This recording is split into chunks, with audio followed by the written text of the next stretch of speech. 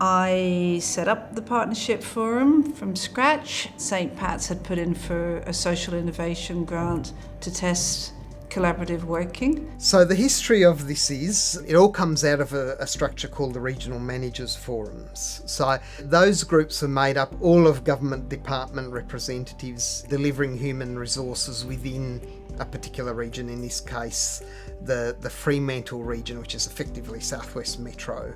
There was a lot of thought and discussion about, well, how can we work more effectively between government and the non-government sector? So we did some strategic planning around that, and we soon realised that there was so much of common interest, and so we thought, well, maybe if we work together more effectively in a joined up way on this, we could be more successful. At the time that strategic planning was finalised, coincidentally some funding was made available by the state government called the Social Innovation Grant Scheme.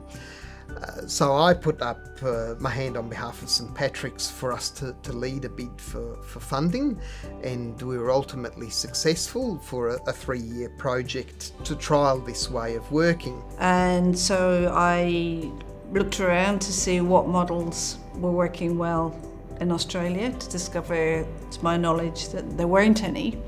And so I found the collective impact methodology in the United States. The Partnership Forum was set up because it was recognised that complex social issues were beyond the capacity of any single organisation.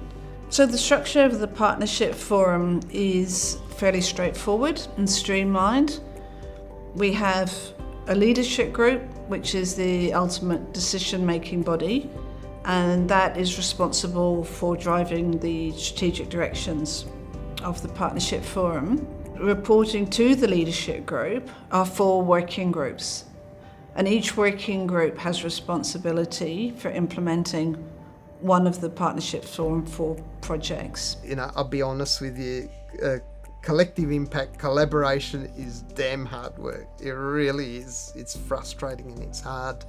Not because the members and the people involved aren't willing, they absolutely are, and they see the value, but it's a tectonic shift in culture from what we've ever done in the past, and unfortunately our sector is very introspective within each organisation, and that's just historic, and it's also because of the competitive funding landscape. It causes us to be that way, and this is just a completely different way of doing things.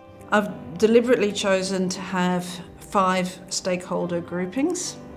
So that's government, not-for-profit organisations, business, philanthropy, and of course individual community members. We are working together on 4 distinct projects. One of the projects is a collaborative place-based intervention. It's in Davis Park in Beaconsfield. Davis Park is notorious in Fremantle. It's always referred to in the local press as the Beaky Bronx. So one of the things that we're trying to do to dispel this image that people have of Davis Park is to hold a whole series of events there.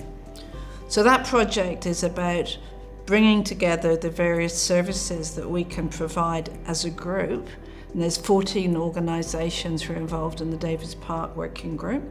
So it's working with the residents to address the main concerns that they have identified.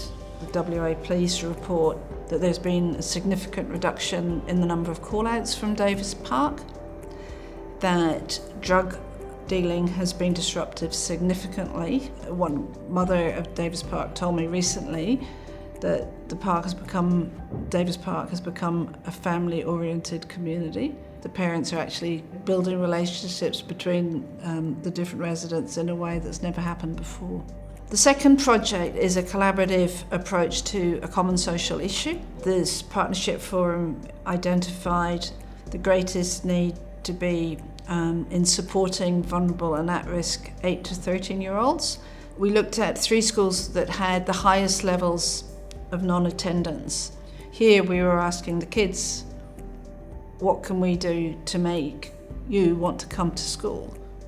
And we were very surprised and very pleased that in fact everything that they asked for was going to be possible, and it was something that they were going to be able to take a direct role in making happen. The principals of both schools told me last week that now all the children are attending school, from about 80% to 100%. This is from children who were not attending at all. The Partnership Forum really does require a genuine partnership where everybody has an equal say. People find that very challenging. One key thing, one key learning that I would encourage anyone trying to do this is please leave your ego at the door. It's essential. Your personal ego, and we all have one, our organisational ego, leave it at the door. It's got no place in a collaborative environment. What helps you in that is just put your mission at the centre of everything you're doing. When I started out at the Partnership Forum, I thought in terms of spending 12 months setting it up and then, letting everybody get on with it. But I discovered within, I would say, the first 24 hours that this was going to be a much longer term proposition.